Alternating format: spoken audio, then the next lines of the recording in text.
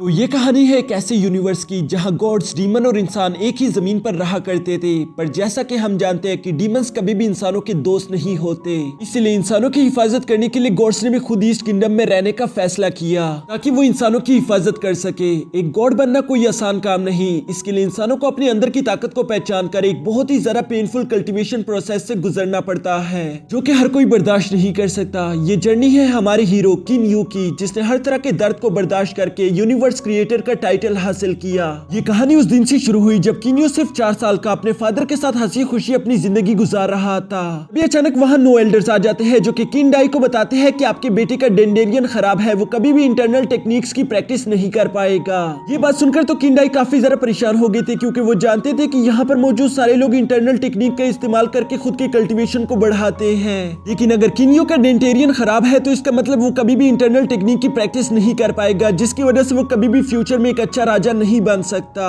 हाँ दोस्तों, किन्यू एक प्रिंस है जबकि किन डायनेस्टी का राजा।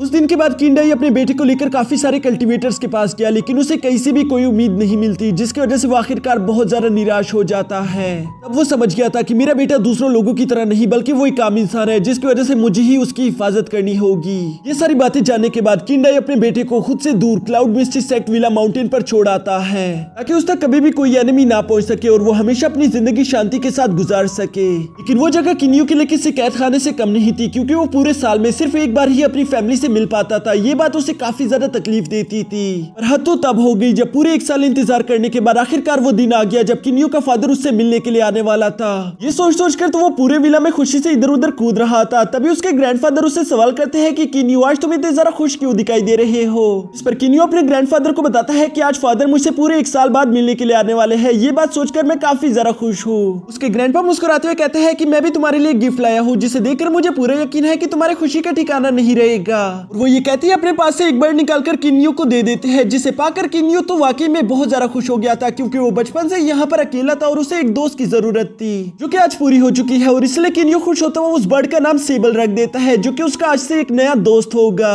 पर अभी भी उसकी सबसे बड़ी खुशी तो उसके अपने फादर से मुलाकात है, इसलिए वो भागता हुआ एक माउंटेन पर चला जाता है ताकि वो ब्रिज से आता हुआ अपने फादर को दूर से ही देख सके। जहाँ सेबल के साथ इंतजार करते करते अब सुबह से शाम हो जाती है, लेकिन उसके फादर वहां पर नहीं आते। ये बात उसे काफी ज्यादा परेशान कर देती है। वो कहता है कि आज पूरा 1 साल गुजर गया लेकिन फादर मुझसे फिर भी मिलने नहीं आ पाया, इसका मतलब मुझे 2 साल और इंतजार करना पड़ेगा। वो इस बात को सोच कर काफी ज्यादा दुखी हो गया था। लेकिन अगले दिन वो अपने नए दोस्त के साथ खेलने के लिए जंगल आ जाता है, क्योंकि वो सेबल को उड़ना सिखा रहा था। सेबल के लिए तो ये करना वाकई में काफी ज्यादा मुश्किल था, क्योंकि अभी तक उसके पंख बहुत ज्यादा छोटे थे। लेकिन तभी अचानक इन लोगों को किसी की आवाज सुनाई देती है, जिसे सुनते ही किन्यू फौरन से उस तरफ बढ़ना शुरू कर देता है। वो समझ गया था कि वहाँ जरूर कोई मुश्किल में है। जहाँ पहुंचते ही वो देखता है कि 2 बच्चों को एक ट्री वुल्फ खाने की कोशिश कर रहा था। उस डीमन वुल्फ को यूं बच्चों का शिकार करता हुआ देखकर किन्यू बिना कुछ सोचे समझे फौरन से उस डीमन वुल्फ पर हमला कर देता है, जिसे टकराकर उसने दूर भगा दिया था। ऐसा सिर्फ उसे लगता है, असल में वहाँ पर मौजूद 3 असैसिन थे जो कि किन्यू की हिफाजत कर रहे थे। उन्होंने हिट करके उस डीमन वुल्फ को यहाँ से दूर भगाया था।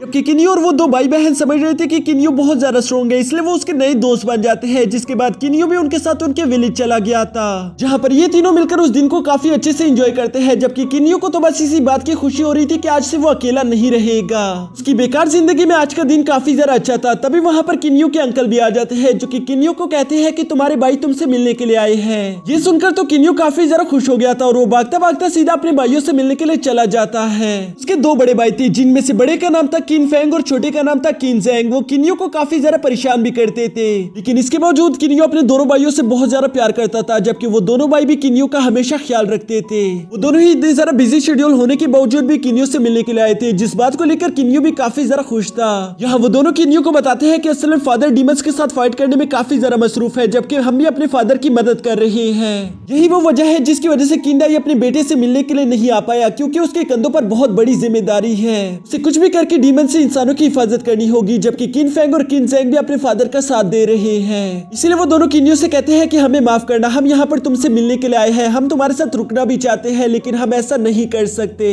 आज की शाम गुजारने के बाद हम यहाँ से चले जाएंगे, क्योंकि बॉर्डर पर फादर हमारा इंतजार कर रहे हैं। और बिल्कुल ऐसा ही होता है। कल सुबह होते साथ ही वो दोनों भाई वहाँ से निकल जाते हैं, जो बात किन्यू को बहुत ही ज्यादा उदास कर देती है। आज के दिन अंदर से पूरी तरीके से टूट चुका था। उसे लगता है कि शायद फादर को उसकी अब जरा से भी परवाह नहीं, क्योंकि वो जानता था कि उसके मेंडेरियन ब्लॉक है और वो इंटरनल टेक्निक की प्रैक्टिस नहीं कर सकता, जिसकी वजह से उसके फादर को लगता है कि वो बिल्कुल बेकार है। लेकिन ये बात सच है और वो ये बात जानता भी था कि ना तो मेरे पास इतना सारा ज्ञान है और ना तो इतनी सारा ताकत कि मैं किसी तलवार को अच्छे से इस्तेमाल कर सकूं, और अगर ये सब नहीं तो पापा मुझे अपने पास क्यों रखेंगे। यहाँ उसे अपनी प्रॉब्लम तो मालूम थी लेकिन अपनी प्रॉब्लम का सोल्यूशन नहीं मालूम था, इसलिए वो अपने सामने एक टूटते हुए सितारे को देखकर विश करता है कि काश कोई ऐसा तरीका हो जिसके जरिए मैं अपने फादर का प्यार दोबारा से हासिल कर सकूं। और ये करते हुए अचानक से उसके दिमाग में एक आइडिया आता है। वो खुश होते हुए कहता है, क्या हुआ अगर मैं इंटरनल टेक्निक की प्रैक्टिस नहीं कर सकता, अब से मैं एक्सटर्नल टेक्निक की प्रैक्टिस करूंगा। और ये फैसला लेने के बाद वो भागता भागता सीधा अपने ग्रैंडफादर के पास चला जाता है, जहां वो उन्हें बताता है कि अब चाहे कुछ भी हो जाए मैं कल्टीवेशन करके इमोर्टल बनकर रहूंगा। ये बात सुनकर पहले तो उसके ग्रैंडफादर काफी ज्यादा हैरान हो गए थे। वो उसे याद दिलाते हैं कि क्या तुम भूल गए कि तुम्हारे डेंटेरियन ब्लॉक्स है, तुम ये नहीं कर सकते। लेकिन किन्यू ने बताता है कि मैं एक्सटर्नल टेक्निक की प्रैक्टिस करूंगा जिसमें मेंडेरियन की कोई जरूरत नहीं होती, क्योंकि मेंडेरियन का काम होता है इंटरनल एनर्जी को स्टोर करना, जबकि मैं एनर्जी को अपने बाकी के बॉडी पार्ट्स में एब्जॉर्ब करने की कोशिश करूंगा। मेंडेरियंस के इसमें कोई लेना देना नहीं। ये सुनकर उसके ग्रैंडफादर कहते हैं कि हाँ तुम बिल्कुल ठीक कह रही हो, लेकिन क्या तुम जानते हो कि इंटरनल टेक्निक को प्रैक्टिस करना थोड़ा आसान है जबकि एक्सटर्नल टेक्निक को प्रैक्टिस करना बिल्कुल इम्पॉसिबल जैसा है। और तुम तो इमोर्टल बनने की बात कर रही हो, जबकि तुम जानते हो कि इमोर्टल बनने के लिए तुम्हें 3 स्टेजेस को पार करना होगा। फर्स्ट स्टेज को पार करना कोई ज्यादा मुश्किल काम नहीं, क्योंकि उसमें सिर्फ कड़ी मेहनत की जरूरत पड़ेगी, जिसे यकीनन तुम कर भी लोगे क्योंकि तुम बहुत ज्यादा मेहनती हो। मसला तो तुम्हारे लिए सेकंड स्टेज को पार करना होगा, जिसे अब तक सिर्फ कुछ हजार लोग ही पार कर पाए हैं। और अगर मानो तुमने वो कर भी लिया तब तुम इमोर्टल लेवल पर पहुंच जाओगे, लेकिन इमोर्टल लेवल को आज तक सिर्फ 3 ही लोग इस दुनिया में पार कर पाए हैं, जिसमें से तुम्हारा एक अंकल फ्रैंक यूजी भी है। ये सारी इन्फॉर्मेशन उसने किन्यू को तो दे दी थी, लेकिन साथ ही साथ वो यहाँ पर किन्यू को डिमोटिवेट नहीं करना चाहता था, इसलिए वो किन्यू को कहता है कि मैं जानता हूँ कि तुम कर सकते हो, वैसे भी कोशिश करने वालों की हार नहीं होती। अगर तुम्हारा इरादा पक्का है तो तुम एक दिन इमोर्टल बन के अपने फादर के बहुत ज्यादा काम आ सकते हो। ये सुनकर तो किन्यू बहुत ज्यादा खुश हो गया था और इसलिए वो फैसला करता है कि अब चाहे जो भी हो जाए मैं हर हाल में एक इमोर्टल बनकर दिखाऊंगा। इसके बाद नेक्स्ट डे किन्यू का ग्रैंडफादर किंडाई को लेटर भिजवा देता है ताकि वो किन्यू के लिए कुछ मास्टर को यहाँ पर भेज सके जो कि उसकी ट्रेनिंग में मदद कर पाएंगे। वो लेटर मिलने के बाद किंडाई को यकीन नहीं था कि उसका बेटा ऐसा कर सकता है, लेकिन इसके बावजूद भी वो अपने बेटे को निराश नहीं करना चाहता था, जिसकी वजह से वो अपने किंगडम में से 10 बेहतरीन मास्टर को किन्यू की मदद करने के लिए भेज देते हैं। लेकिन किन्यू अपने सामने इस तरह से 10 मास्टर्स को एक साथ देकर काफी ज्यादा उलझ गया था। उसे समझ नहीं आ रहा था कि आखिर मुझे किस मास्टर से ट्रेनिंग लेनी चाहिए, क्योंकि वो 10 के 10 मास्टर से एक वक्त पर नहीं